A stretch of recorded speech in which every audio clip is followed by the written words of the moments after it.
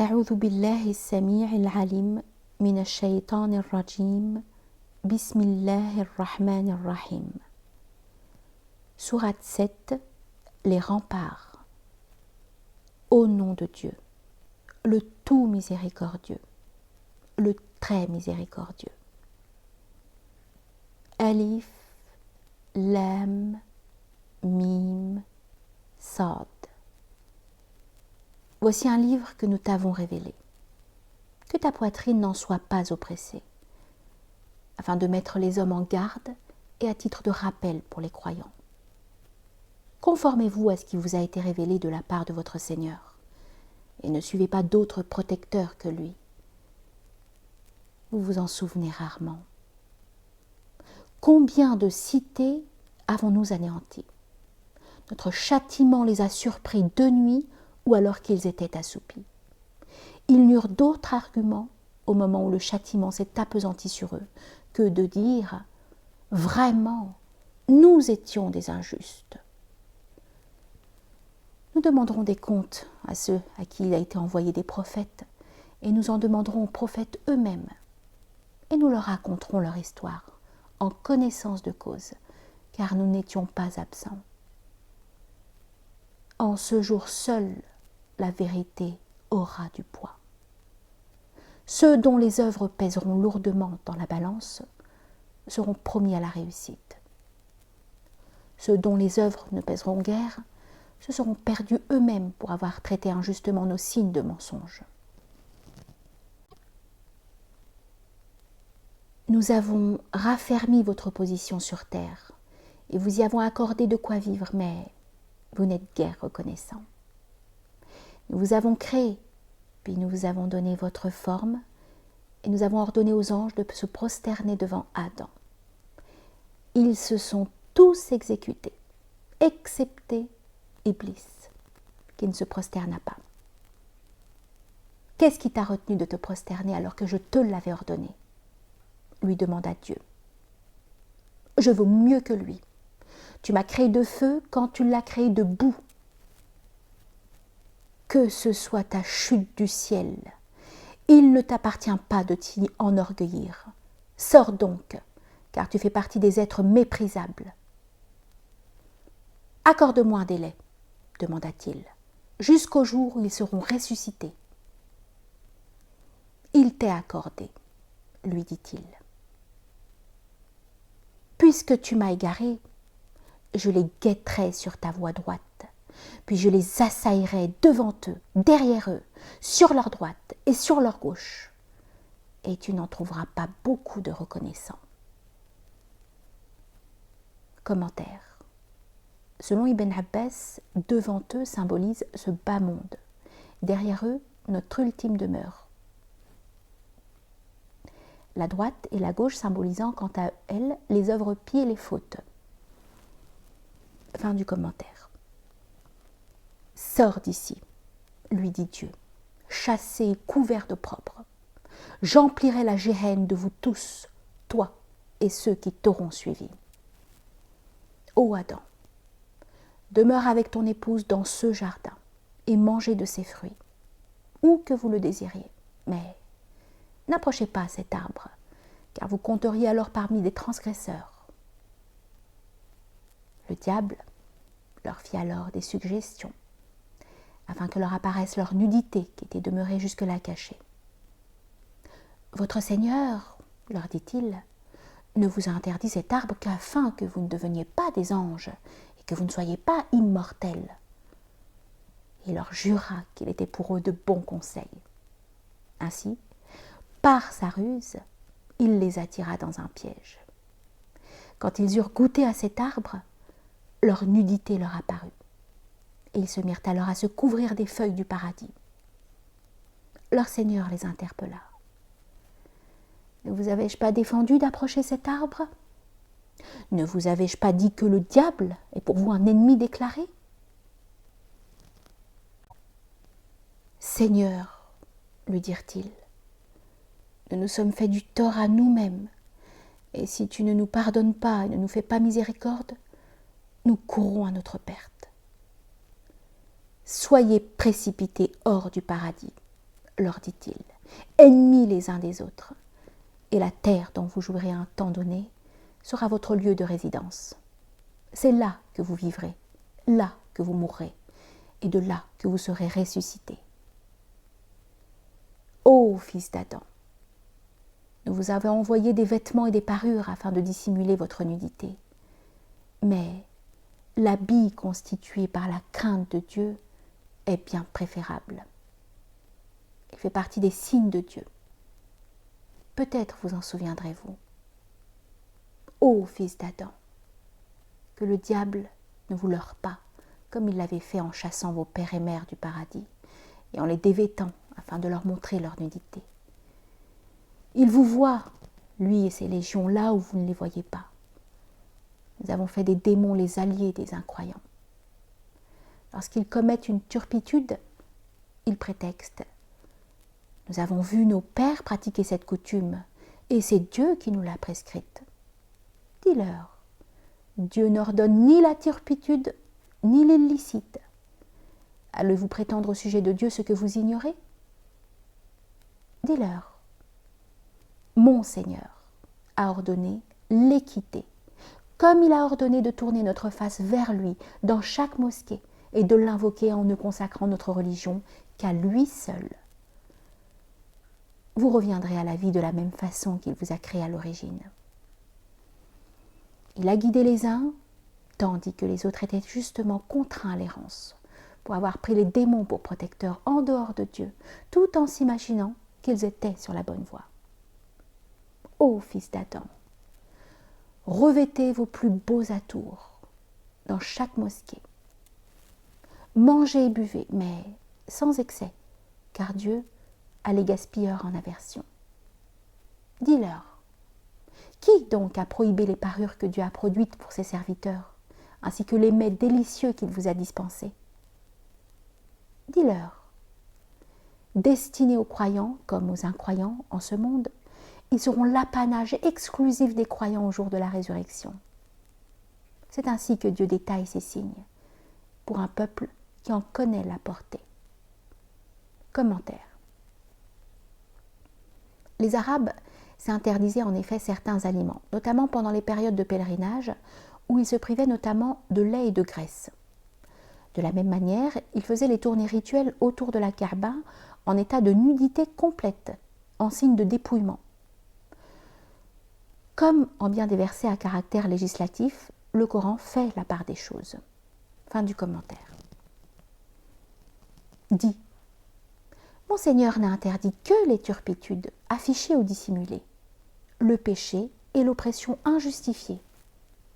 Il vous a également interdit de donner à Dieu des associés, alors qu'il ne vous a donné aucun argument pour les adorer et de dire à son sujet ce que vous ignorez. Chaque communauté a un terme fixé. Une fois le terme échu, ils ne pourront ni l'avancer ni le différer, fût-ce d'une seule heure.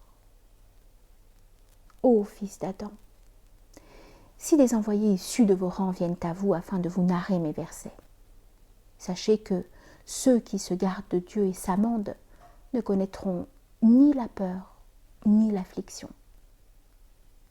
Ceux qui les ont traités de mensonges et s'en sont détournés par orgueil, ceux-là sont voués au feu. Ils y demeureront à jamais. Et qui donc est plus inique que celui qui a forgé des mensonges sur le compte de Dieu et qui a traité nos signes d'imposture? Ceux-là obtiendront la part de ce monde qui leur est destiné, jusqu'au moment où nos émissaires viendront pour les faire passer de vie à trépas et leur demanderont: où sont ces idoles que vous invoquiez en dehors de Dieu? Elles nous ont fait défaut, répondront-ils. Et ils témoigneront à leur détriment de leur propre mécréance. Entrez dans le feu, leur dira-t-il, en compagnie des communautés de djinns et d'hommes qui vous ont précédés. Chaque fois qu'une communauté y entrera, elle maudira la communauté précédente, si bien que, lorsqu'elles y seront toutes rassemblées, la dernière arrivée dira à la première: « Seigneur, ce sont ceux-là qui nous ont égarés, redouble leur tourment dans le feu. » Chacun se le verra redoubler, leur répondra-t-il. Malheureusement, vous l'ignorez encore. La première communauté de prévaricateurs répondra à la dernière. Vous n'avez rien de mieux que nous. Goûtez donc au supplice que vous ont valu vos œuvres. On n'ouvrira pas les portes du ciel à ceux qui ont traité nos signes d'imposture, et ils n'entreront pas au paradis.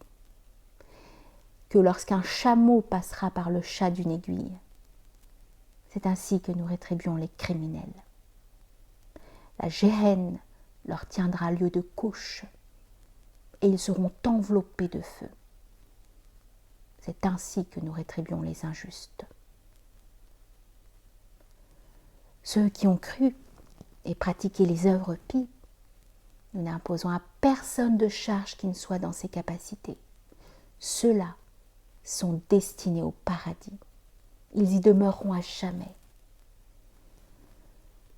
Nous aurons ôté de leur cœur toute rancune. Des fleuves s'écouleront sous leurs pieds et ils s'exclameront « Louange à Dieu qui nous a conduits jusqu'ici et nous n'aurions pu y être conduits si Dieu ne nous avait pas guidés. » Les émissaires de notre Seigneur étaient bien venus nous apporter la vérité. Alors on les appellera. Voici le paradis dont vous avez hérité grâce à vos œuvres. Les hôtes du paradis interpelleront ceux de l'enfer. Nous avons vu que les promesses de notre Seigneur s'étaient réalisées. Avez-vous trouvé la même chose? Les promesses de votre Seigneur se sont-elles réalisées? Certes, répondront-ils, tandis qu'un héros leur lancera cet appel. Que la malédiction divine s'abatte sur les transgresseurs, sur ceux qui détournaient les hommes de la cause de Dieu, qui cherchaient à la rendre tortueuse et qui niaient l'existence de l'ultime demeure. Paradis et enfer seront séparés d'un voile, et sur les remparts évolueront des hommes qui reconnaîtront les uns et les autres à leurs signes distinctifs. Ils interpelleront les compagnons du paradis en ces termes. Que la paix soit sur vous, n'y étant pas eux-mêmes entrés, alors qu'ils l'espéraient avec force. Mais lorsque leurs regards se porteront sur les hôtes du feu, ils feront cette invocation. Seigneur, ne nous mets pas en compagnie de ce peuple transgresseur. Ceux qui seront sur ces remparts aileront des hommes qu'ils reconnaîtront à leurs signes distinctifs. À quoi vous ont servi votre combat et votre orgueil? À quoi vous ont servi votre nombre et votre orgueil? N'est-ce pas là ceux dont vous juriez que Dieu ne leur accorderait pas sa miséricorde? Entrez au paradis, point de crainte à vous faire, et vous n'y serez plus affligés. Les hôtes du feu en appelleront à ceux du paradis. Versez un peu d'eau sur nous, ou quelque bien dont Dieu vous a gratifié. Dieu leur répondront-ils, les a interdits aux mécréants, qui ont fait de leur religion un jeu et un objet de distraction, et qui ont été séduits par la vie de ce monde. En ce jour, nous les oublierons, comme ils avaient oublié cette échéance, et parce qu'ils niaient nos signes. Nous vous avons apporté un livre que nous avons détaillé en connaissance de cause, à titre de guidance et de miséricorde pour ceux qui ont la foi. Qu'attendent-ils si ce n'est la réalisation de ce qu'il annonce? Le jour où ces prédictions se réaliseront, ceux qui l'avaient naguère oublié diront « Les envoyés de notre Seigneur étaient donc bienvenus nous apporter la vérité. Pouvons-nous avoir des intercesseurs qui plaident en notre faveur? Ou bien ne pourrions-nous pas être ramenés sur terre afin d'œuvrer autrement que nous l'avions fait? » Ils auront été cause de leur propre perte, et les illusions qu'ils invoquaient se seront dissipées. Certes, votre Seigneur est Dieu, qui a créé les cieux et la terre en 6 jours, puis s'est établi sur le trône. La nuit enveloppe le jour de son obscurité et le fait rapidement disparaître. Il a créé le soleil, la lune et les étoiles qui sont soumis à son ordre. La création et le commandement ne relèvent-ils pas de lui? Béni soit Dieu, le Seigneur des mondes. Commentaire. À propos du célèbre verset « Dieu s'est établi sur le trône », il convient de rappeler la non moins célèbre réponse que fit l'imam Malik à celui qui leur en demandait la signification. L'action de s'asseoir relève de l'évidence. La manière dont il s'est établi nous est quant à elle inconnue, et une telle question constitue une innovation blâmable. Fin du commentaire. Invoquez votre Seigneur humblement et en secret, car il n'aime certes pas les transgresseurs. Ne semez pas la corruption sur terre après que ces populations se soient amendées, et invoquez-le. Partagez entre la crainte et l'espérance, car la miséricorde de Dieu est à la portée des vertueux. C'est lui qui envoie les vents annonciateurs de la pluie, devançant sa miséricorde, jusqu'au moment où nous les dirigeons, porteurs de lourds nuages, vers une contrée stérile sur laquelle nous faisons tomber la pluie. Grâce à elle, nous faisons pousser toutes sortes de fruits. C'est ainsi que nous ressusciterons les morts. Peut-être y réfléchirez-vous. Les plantes poussent en abondance dans les contrées fertiles avec la permission de leur Seigneur, tandis que les terres stériles produisent avec parcimonie. C'est ainsi que nous produisons nos signes à destination d'un peuple reconnaissant. Déjà, nous avions envoyé Nuh auprès de son peuple. « Ô mon peuple, leur avait-il dit, adorez Dieu, car vous n'avez d'autre divinité que lui. Je redoute pour vous le châtiment d'un jour terrifiant. » Les notables de sa tribu lui répondirent. « Nous pensons bien que tu es dans un égarement manifeste. »« Ô mon peuple, reprit-il, je ne suis nullement un égaré, mais un envoyé du Seigneur des mondes, chargé de vous communiquer les messages de mon Seigneur. Je suis pour vous de bons conseils, et je sais, pour le tenir, de Dieu ce que vous ignorez. Pourquoi vous étonnez? Parce qu'un rappel de votre Seigneur vous est parvenu par le biais de l'un d'entre vous, afin qu'il vous mette en garde et que vous vous prémunissiez du châtiment? Peut-être alors vous sera-t-il fait miséricorde. Ils le traitèrent d'imposteur, et nous le sauvâmes, ainsi que ceux qui étaient avec lui dans l'arche, tout en faisant périr par la noyade ceux qui avaient traité nos signes de mensonges, car c'était une communauté aveuglée. Et nous avons envoyé au peuple de Had leur frère Houd. « Ô mon peuple, leur dit-il, adorez Dieu, car vous n'avez d'autre divinité que lui.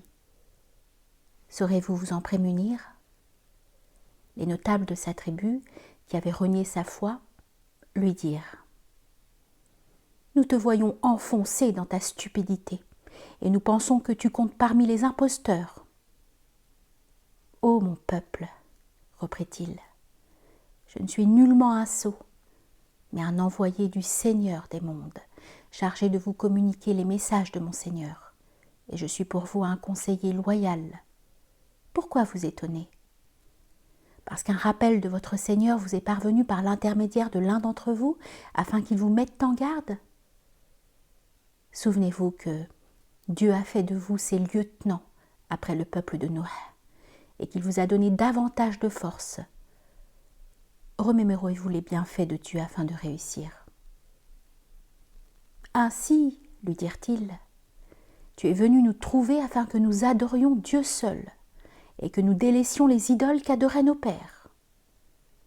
Fais en sorte que le châtiment dont tu nous menaces s'abatte sur nous si tu es sincère. Vous avez d'ores et déjà mérité un châtiment et la colère de votre Seigneur. Argumentez-vous contre moi uniquement pour des noms que vous avez attribués, vous et vos pères, à vos idoles, alors qu'il ne vous a donné aucun argument pour les adorer? Attendez donc, je serai avec vous de ceux qui sont dans l'attente. Nous le sauvâmes, ainsi que ceux qui étaient avec lui par un effet de notre miséricorde, et exterminâmes du premier au dernier ceux qui avaient traité nos signes d'imposture et qui n'étaient pas des croyants. Et à Tamoud, nous avons envoyé leur frère Saleh. Ô mon peuple, leur dit-il, adorez Dieu, car vous n'avez d'autre divinité que lui. Déjà, vous avez reçu une preuve de votre Seigneur. Voici la chamelle de Dieu, qui sera un signe pour vous. Laissez-la paître sur la terre de Dieu, et ne lui faites aucun mal, car vous vous exposeriez à un châtiment douloureux. Souvenez-vous, lorsqu'après Had, Dieu fit de vous ses lieutenants, et qu'il vous fit habiter sur terre, édifiant des palais en plaine et creusant des habitations troglodytes en montagne. Souvenez-vous des faveurs de Dieu, et ne commettez point en corrupteur d'iniquité sur terre. Ceux d'entre les notables de sa tribu qui s'étaient enflés d'orgueil s'adressèrent ainsi aux croyants réduits à l'impuissance. « Saviez-vous que Salih est envoyé de la part de son Seigneur ?»« Nous avons foi dans la mission qui lui a été confiée, » répondirent-ils. Ceux qui étaient enflés d'orgueil répliquèrent. « Quant à nous, nous nions ce qui fait l'objet de votre foi. » Ils sacrifièrent alors la chamelle, violant ainsi l'ordre de leur Seigneur. « Ô Salih, dirent-ils, fais en sorte que le châtiment dont tu nous menaces s'abatte sur nous, si tu es bien un envoyé. » Surpris par un séisme, ils gisaient au matin dans leur demeure, face contre terre. Il se détourna d'eux et leur dit « Ô mon peuple, je vous ai transmis le message de mon Seigneur et vous ai prodigué de bons conseils. Malheureusement, vous n'aimez pas les conseilleurs. » Et souviens-toi de Lot, lorsqu'il dit à son peuple « Commettez-vous des turpitudes que nul à travers les mondes n'a commises avant vous ? Vous copulez avec des hommes en renonçant aux femmes pour assouvir vos appétits ? Vous êtes un peuple livré à ses excès. » Pour toute réponse, son peuple ordonna « Expulsez-les de votre cité, car ce sont des gens qui se targuent de pureté. » Nous le sauvâmes, ainsi que sa famille, excepté son épouse, qui demeura en arrière. Nous fîmes pleuvoir sur eux des pierres. Considère quelle fut la fin des criminels. Et à Madian, nous envoyâmes leur frère Chouaïb, qui leur dit « Ô mon peuple, adorez Dieu, car vous n'avez d'autre divinité que lui. Déjà, vous avez reçu une preuve de votre Seigneur. Acquittez la juste mesure et faites bon poids lors d'une vente, et ne grugez pas les gens sur la marchandise. Ne semez pas la corruption sur terre après que sa population se soit amendée. Tout cela sera préférable pour vous si vous êtes des croyants sincères. Ne vous postez pas sur tous les chemins afin de menacer ceux qui croient et de les détourner de la voie de Dieu, en la présentant comme une voie tortueuse. Souvenez-vous, lorsque vous étiez peu nombreux, comment Dieu a multiplié vos effectifs. Et prenez en considération la fin des corrupteurs. Commentaire. Il semble en effet que la tribu de Chouaïb se livrait volontiers au brigandage. Fin du commentaire. Et si une fraction d'entre vous ajoute foi à ma mission, et que l'autre la nie, faites montre de patience, jusqu'à ce que ce soit Dieu qui tranche entre nous, et il est le meilleur des juges. Les notables de sa tribu qui s'étaient enorgueillis s'écrièrent « Nous t'expulserons de notre cité, Chouaïb, et tous ceux qui ont cru avec toi, à moins que vous ne reveniez à notre religion. Et s'il nous déplaisait d'y revenir, demanda-t-il, nous ne ferions que mentir sur le compte de Dieu si nous retournions à votre religion après qu'il nous en ait délivrés. Il ne nous appartient pas d'y retourner, à moins que notre Seigneur Dieu n'en décide ainsi. Notre Seigneur embrasse toutes choses de sa science. C'est à Dieu que nous nous en remettons. Seigneur, arbitre entre notre peuple et nous selon la vérité, car tu es le meilleur des juges. » Commentaire. Les commentateurs s'accordent à dire que Chouaïb, en tant que prophète, et à ce titre infaillible, fût-ce avant d'avoir reçu sa mission, ne peut avoir adhéré à une religion de mécréants.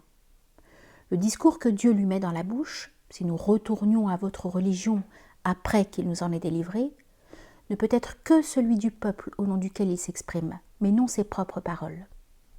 Fin du commentaire. Les notables de son peuple qui avaient nié sa mission leur dirent « Si vous suivez Chouaïb, vous courrez à votre perte. » Ils furent surpris par un séisme, et au matin, ils gisaient dans leur demeure, la face contre terre. Ceux qui avaient traité Chouaïb d'imposteur disparurent sans laisser de traces. On eût dit qu'ils n'avaient jamais vécu là. Ce sont ceux qui avaient traité Chouaïb d'imposteur qui avaient causé leur propre perte. Il se détourna d'eux et leur dit « Ô mon peuple, je vous ai transmis les messages de mon Seigneur et vous ai prodigué mes conseils. Pourquoi m'affligerais-je pour un peuple de mécréants ? Et nous n'avons pas envoyé de prophètes dans une cité sans leur infliger la misère et les épreuves afin qu'ils s'humilient. Puis nous substituâmes l'aisance au malheur, si bien qu'ils connurent la prospérité et finirent par dire « Nos pères connaissaient aussi l'aisance et la difficulté par un jeu des lois naturelles. » C'est alors que nous leur infligeâmes un supplice soudain avant qu'ils aient pu s'en rendre compte. Si seulement les habitants de ces cités avaient eu la foi et s'étaient gardés du châtiment, nous leur aurions donné un accès aux bénédictions du ciel et de la terre. Mais comme ils avaient traité les prophètes d'imposteurs, nous les avons châtiés pour prix de ce qu'ils s'étaient acquis. Les habitants de ces cités sont-ils assurés que notre châtiment ne les surprendra pas de nuit ou pendant qu'ils sont assoupis ? Les habitants de ces cités sont-ils assurés que notre châtiment ne les surprendra pas au matin tandis qu'ils se détendent ? Se sentent-ils à l'abri de la ruse divine ? Or, seuls ceux qui courent à leur perte se croient à l'abri de ces ruses. N'est-il pas évident aux yeux de ceux qui héritent de la terre après ces anciens occupants que, si nous l'avions voulu, nous les aurions châtiés de leurs fautes et aurions apposé un sceau sur leur cœur, en sorte qu'ils n'entendent plus. Nous te narrons quelques histoires relatives à ces cités. Leurs envoyés sont venus à eux avec des signes, mais ils n'étaient pas disposés à croire, ce qu'ils avaient qualifié d'imposture par le passé. C'est ainsi que Dieu scelle le cœur des mécréants. Nous n'avons trouvé chez la plupart d'entre eux aucune fidélité à leurs engagements. Au contraire, nous avons constaté que la plupart d'entre eux étaient des pervers. Après eux, nous avons envoyé Moussa, armé de nos signes, auprès de Pharaon et de ses notables qui les nièrent. Mais dites toutefois quelle fut la fin des corrupteurs. « Ô Pharaon, lui dit Moussa, je suis l'envoyé du Seigneur des mondes, et je me dois de ne dire que la vérité au sujet de Dieu. Je suis venu à vous muni d'une preuve de votre Seigneur. Aussi, laisse partir avec moi les enfants d'Israël. » « Si tu es venu avec un signe, lui répondit Pharaon, produis-le devant moi si tu es sincère. Moussa jeta alors son bâton, qui aussitôt se transforma très distinctement en serpent. Puis il retira sa main de son habit, et voilà qu'elle apparut d'un blanc lumineux aux yeux des spectateurs. Certes, c'est là un magicien très habile, s'écrièrent les notables de l'assemblée de Pharaon. Il veut vous bannir de votre pays. Que me conseillez-vous ? Retiens-le ainsi que son frère, et envoie dans toutes les cités des hommes qui rassembleront et te ramèneront tous les magiciens versés dans leur art. Les magiciens vinrent alors trouver Pharaon et lui demandèrent « Aurons-nous une récompense si nous sommes vainqueurs ?»« Pour sûr, leur répondit-il, et de plus, vous ferez partie de mes intimes. » Moussa, lui dirent-ils, soit tu jettes ton bâton le premier, soit c'est nous qui commencerons. Commencez, leur dit-il. Lorsqu'ils les eurent jetés, ils ensorcelèrent les regards de l'assistance et leur inspirèrent de la crainte en étalant une magie peu commune. Nous inspirâmes alors à Moussa de jeter son bâton, et le voici qui dévore tous leurs artifices. Alors la vérité éclata et toutes leurs manigances furent mises en échec. C'est à ce moment qu'ils connurent la défaite et qu'ils se retirèrent humiliés. Projetés à terre, les magiciens se retrouvèrent prosternés. « Nous croyons au Seigneur des mondes, proclamèrent-ils, le Seigneur de Moussa et de Haroun. Ainsi, vous croyez en lui avant que je ne vous ai accordé la permission ? Dit Pharaon. Ce n'est qu'une de vos ruses que vous avez ourdie en ville afin d'en expulser les habitants. Mais vous allez bientôt connaître ma réaction. Je vous ferai couper les mains et les pieds opposés avant de vous crucifier tous sans exception. Commentaire. Les mains et les pieds opposés, c'est-à-dire main droite, pied gauche et vice-versa. Cette peine était généralement appliquée aux bandits de grand chemin ou encore aux voleurs récidivistes.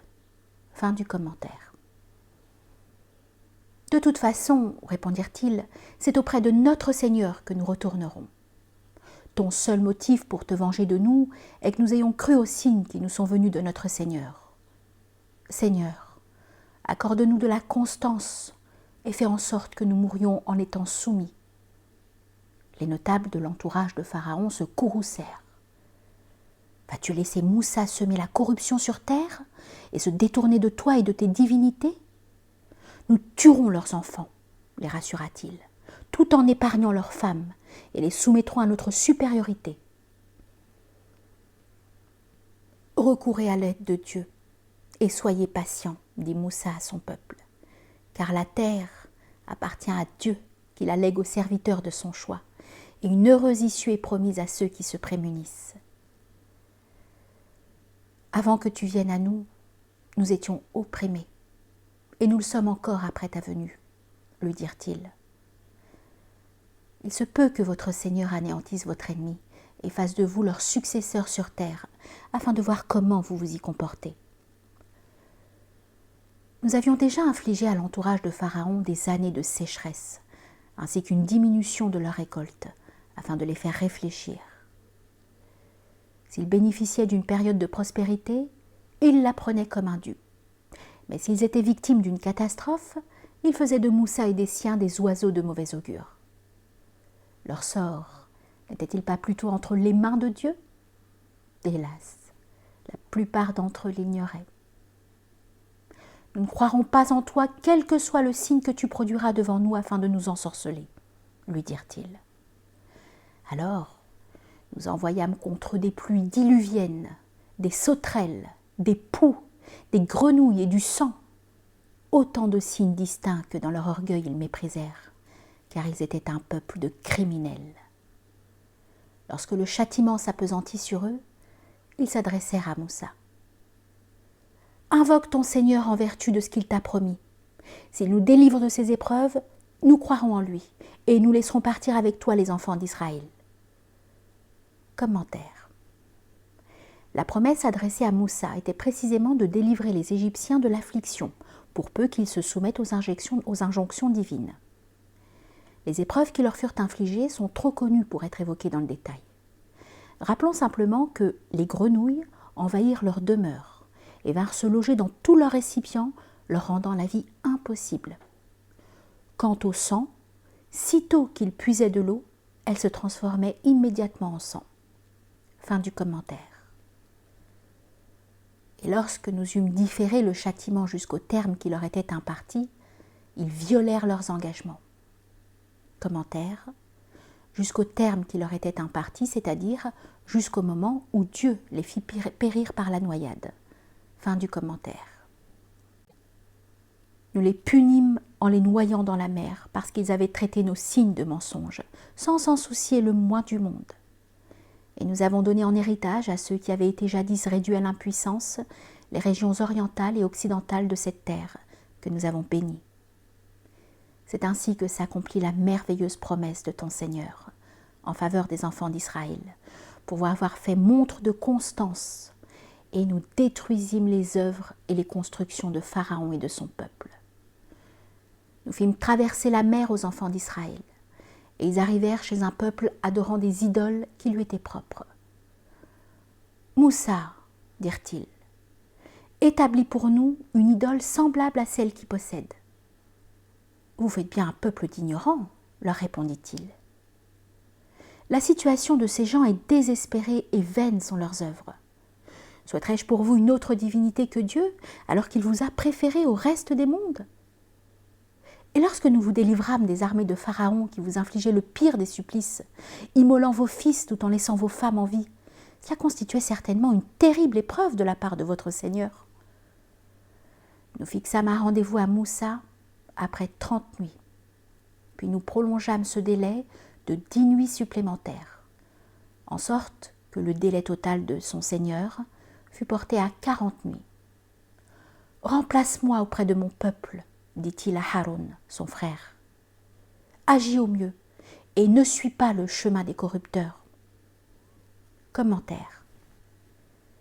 Selon certains commentateurs, Dieu avait fixé un délai d'1 mois à Moussa afin qu'il se prépare à la rencontre du mont Sinaï, ce qu'il fit en observant un jeûne.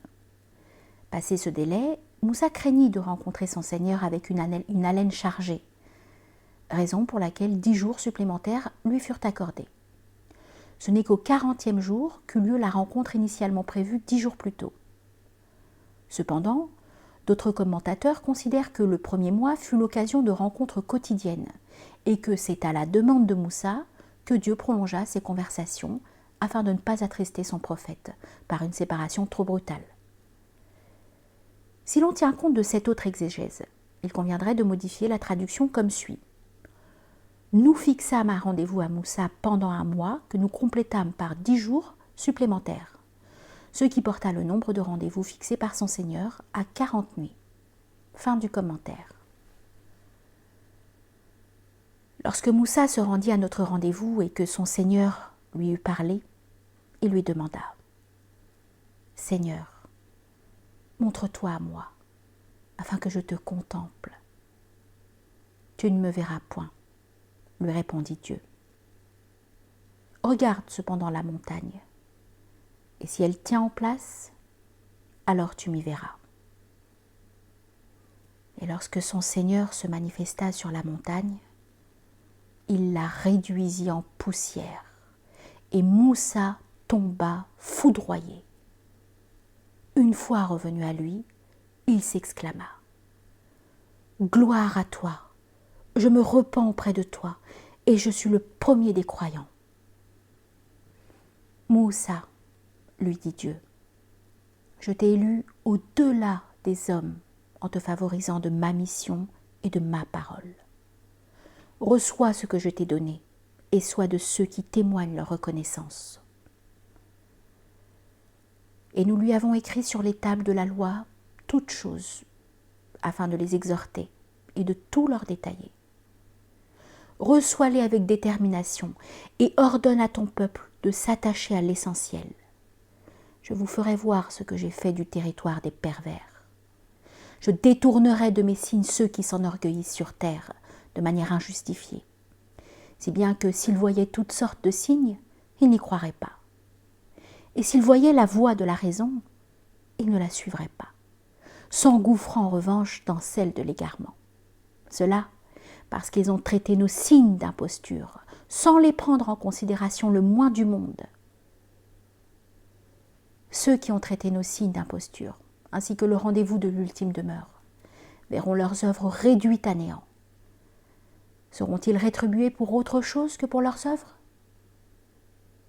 Après son départ, le peuple de Moussa prit pour idole un veau qu'ils avaient fabriqué à partir de leurs bijoux. Il avait un corps et poussait un mugissement. Ne voyaient-ils pas qu'il ne leur parlait pas, qu'il ne les guidait sur aucune des voies qu'ils empruntaient et qu'ils avaient un comportement injustifié? Puis lorsqu'ils s'aperçurent qu'ils s'étaient égarés, ils regrettèrent et émirent un remords. Si notre Seigneur ne nous fait pas miséricorde et ne nous pardonne pas, nous courrons à notre perdition. Lorsque Moussa revint auprès de son peuple, à la fois courroucé et affligé, il s'écria « Ah, quel acte abominable vous vous êtes livré en vous substituant à moi! Étiez-vous donc si pressé que vous ne puissiez attendre l'ordre de votre Seigneur ?» Et il jeta les tables, Puis il saisit son frère par les cheveux et le traîna à lui. « Ô fils de ma mère !» s'excusa Haroun. « Ils m'ont réduit à l'impuissance et ils m'auraient presque tué. Ne réjouis pas mes ennemis de mon infortune et ne me considère pas comme faisant partie de cette communauté de transgresseurs. » Commentaire. Il est dit qu'Aaron appela Moussa fils de ma mère en vue de l'attendrir, bien qu'il fût son frère à part entière. En vous substituant à moi, c'est-à-dire en décidant quel devait être l'objet de votre culte alors que seul le prophète pouvait en décider. Fin du commentaire. Mon Dieu, invoqua Moussa, pardonne-moi ainsi qu'à mon frère. Introduis-nous au sein de ta miséricorde, car tu es le plus miséricordieux entre les miséricordieux. Ceux qui ont pris le veau pour idole seront victimes de la colère de leur Seigneur et en butte à l'opprobre en ce monde. C'est ainsi que nous rétribuons ceux qui profèrent des mensonges. Certes, Dieu se montrera pardonneur et miséricordieux vis-à-vis de ceux qui auront commis des fautes et s'en seront repentis par la suite, tout en ayant la foi. Et lorsque la colère de Moussa s'apaisa, il ramassa les tables dont le texte contenait une guidance et une miséricorde pour ceux qui redoutent leur Seigneur. Puis Moussa choisit 70 hommes parmi son peuple, pour les conduire avec lui à notre rendez-vous. Et lorsqu'ils furent pris dans le tremblement de terre, Moussa s'écria « Seigneur, si tu l'avais voulu, tu les aurais déjà anéantis, et moi avec eux. Nous feras-tu périr pour les actes qu'ont commis les insensés parmi nous ? Ce n'est qu'une des épreuves par lesquelles tu égares qui tu veux et tu guides qui tu veux. Tu es notre protecteur. Pardonne-nous. Fais-nous miséricorde. Tu es le meilleur de ceux qui accordent le pardon.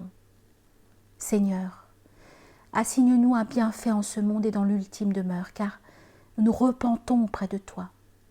J'infligerai mon châtiment à qui je veux, répondit-il. Mais ma miséricorde embrasse toute chose.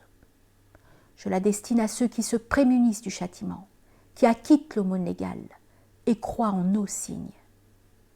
À ceux qui imitent l'envoyé, le prophète illettré dont ils connaissent la description à travers leurs écritures, la Torah et l'Évangile,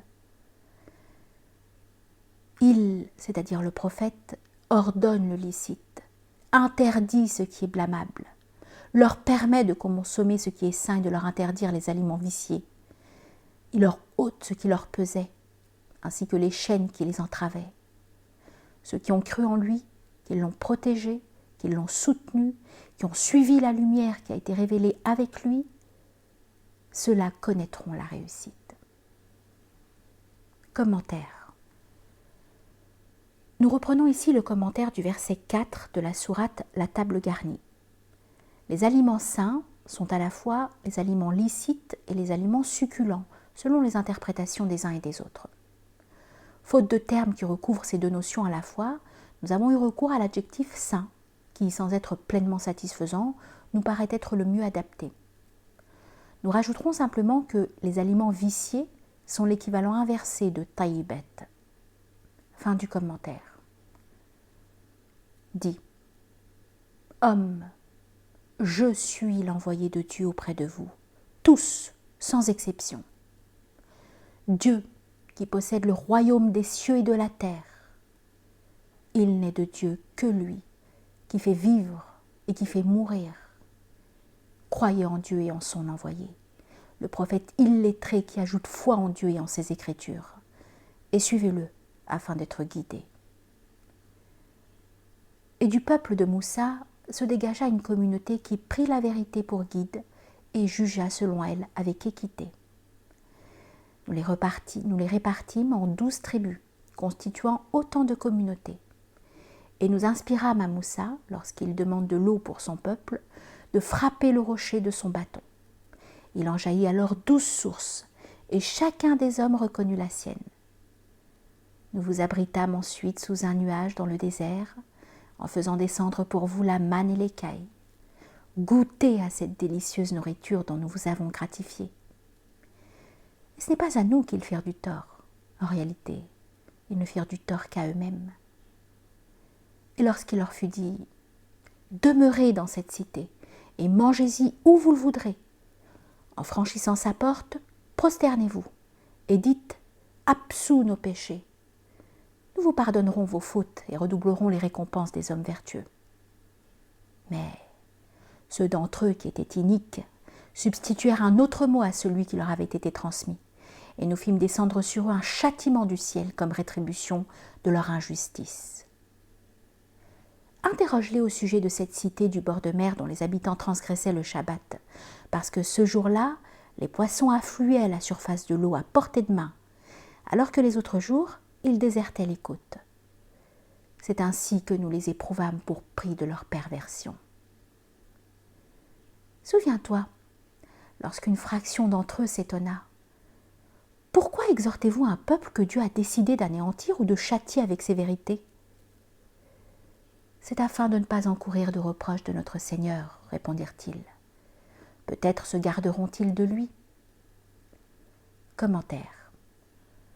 Selon les commentateurs, cette cité se répartit en 3 catégories d'individus. Les transgresseurs, c'est-à-dire ceux qui, sans enfreindre la loi, n'adressèrent aucun reproche aux transgresseurs, et enfin ceux qui respectèrent les interdits et tentèrent de les faire respecter. Au verset 164, le dialogue se déroule entre ces 2 dernières catégories. Fin du commentaire. Et lorsqu'ils eurent oublié ce qui leur avait été rappelé, nous sauvâmes ceux qui interdisaient le mal et nous infligeâmes un châtiment sévère aux injustes pour prix de leur perversion. Et lorsque dans leur orgueil ils transgressèrent nos interdits, nous leur ordonnâmes de se transformer en singes, repoussant. Et souviens-toi, lorsque ton Seigneur eut pris la décision d'envoyer quelqu'un contre eux jusqu'au jour de la résurrection, afin de leur infliger le pire des supplices, car ton Seigneur est aussi prompt à châtier qu'il est pardonneur et très miséricordieux. Et nous les avons dispersés sur terre en différentes communautés. Certains d'entre eux étaient pieux, d'autres ne l'étaient pas. Et nous les avons éprouvés par les faveurs et les calamités, afin qu'ils reviennent à la raison. Commentaire. Au risque d'employer une expression triviale, nous dirions volontiers que la politique employée à leur égard fut celle de la carotte et du bâton. Fin du commentaire. De piètres successeurs prirent leur place qui avaient reçu les Écritures en héritage. Ils s'emparèrent des biens de ce monde en prétendant que cela leur serait pardonné. La même quantité de ces biens était-elle à leur portée qu'ils s'en emparaient de nouveau. Leur engagement vis-à-vis des Écritures ne les obligeait-il pas à dire que la vérité au sujet de Dieu ? Ils en avaient pourtant étudié le contenu et savaient bien que l'ultime demeure est préférable pour ceux qui se prémunissent du châtiment. N'avez-vous plus toute votre raison ? Et que ceux qui s'en tiennent à l'Écriture et accomplissent la prière sachent que nous n'oublierons pas de comptabiliser les œuvres de ceux qui se sont amendés. Souviens-toi, lorsque nous arrachâmes la montagne au-dessus de leur tête, qu'elle les recouvrit de son ombre et qu'ils crurent qu'elle allait s'écraser sur eux. Recevez avec fermeté ce que nous vous avons apporté, c'est-à-dire les tables de la loi, et souvenez-vous de ce qu'elles contiennent, afin que vous puissiez vous en prémunir. Et souviens-toi, lorsque ton Seigneur eut tiré des reins des fils d'Adam leur postérité, et qu'il les fit témoigner contre eux-mêmes, ne suis-je pas votre Seigneur ? Certes, oui, répondirent-ils. Nous en témoignons. Il requit ce témoignage afin qu'au jour de la résurrection, il ne puisse pas dire « Nous étions dans l'ignorance de tout cela », ni dire « Ce sont nos pères qui ont donné à Dieu un associé. Nous n'étions quant à nous que leur postérité et leurs successeurs. Vas-tu nous anéantir à cause des méfaits commis par des saboteurs ?» C'est ainsi que nous explicitons nos signes afin qu'ils reviennent de leur mécréance. Narre-lui l'histoire de celui auquel nous avions communiqué nos signes et qui s'en détourna. Rattrapé par le diable, il fut de ceux qui se fourvoyaient. Si nous l'avions voulu, nous l'aurions élevé grâce à nos signes, mais, attaché à ses passions, il resta arrimé à la terre, comparable en cela à un chien qui allaite, que tu le chasses ou que tu le laisses en repos. C'est ainsi que se comportent ceux qui traitent nos signes d'imposture. Édifiés par ces récits, peut-être les méditeront-ils. Quel pire exemple que le peuple de ceux qui ont traité nos signes d'imposture, se faisant ainsi du tort à eux-mêmes. Celui que Dieu veut guider, celui-là seul est sur le bon chemin. Et ceux qui l'égarent courent à leur perte. Nous avons, en les créant, destiné un grand nombre d'hommes et de djinns à la géhenne, en leur donnant un cœur avec lequel ils ne perçoivent rien, des yeux avec lesquels ils ne voient rien, des oreilles avec lesquelles ils n'entendent rien. Ceux-là sont comparables à du bétail, voire plus égarés encore. Ceux-là sont des inconscients. Et c'est à Dieu qu'appartiennent les plus beaux noms. Invoquez-le par ces noms et détournez-vous de ceux qui ont fait un mauvais usage. Ils seront rétribués en fonction de leurs œuvres. Et parmi ceux que nous avons créés, se dégage une communauté qui a pris la vérité pour guide et qui juge selon elle avec équité. Commentaire. On rapporte qu'à l'audition de ce verset, le prophète alayhi salatu wassalam, s'adressant à ses compagnons, leur annonça qu'il leur était destiné. Fin du commentaire. Et quant à ceux qui ont traité nos signes d'imposture, nous les induirons graduellement en erreur, sans même qu'ils s'en rendent compte. Et je leur accorderai de surcroît un délai, car mes stratagèmes sont infaillibles. Que n'ont-ils réfléchi? Leur compagnon n'est nullement possédé par un djinn. Il est seulement chargé de leur adresser une claire mise en garde. Que n'ont-ils observé le royaume des cieux et de la terre et toutes ces choses que Dieu a créées, en considérant que leur fin n'était peut-être pas éloignée? À quel discours ajouteront-ils foi après avoir entendu celui-ci? Ceux que Dieu veut égarer ne trouveront pas de guide. Il les laissera s'aveugler dans leur débordement. Il t'interroge au sujet de l'heure. À quand son échéance? Réponds-leur. La connaissance de l'heure n'appartient qu'à mon Seigneur. Lui seul la dévoilera en son temps. Son échéance prochaine pèse aux habitants des cieux et de la terre, et elle vous surprendra à l'improviste. Il t'interroge comme si la question te préoccupait. Dis-leur, la connaissance de cet événement n'appartient qu'à Dieu, mais la plupart des hommes sont dans l'ignorance.